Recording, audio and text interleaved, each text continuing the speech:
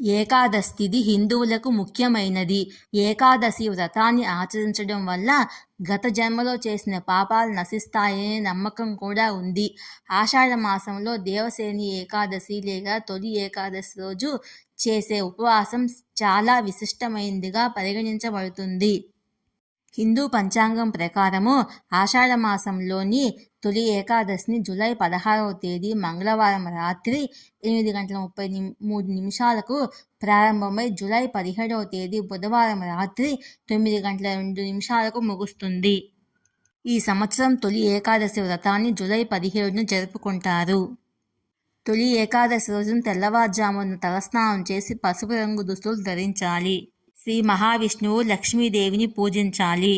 శ్రీహరికి నైవేద్యంలో తులసి ఆకులను తప్పనిసరిగా సమర్పించాలి. ఏకాదశి నాడు తులసి ఆకులను తెంపవద్దు. Please subscribe me.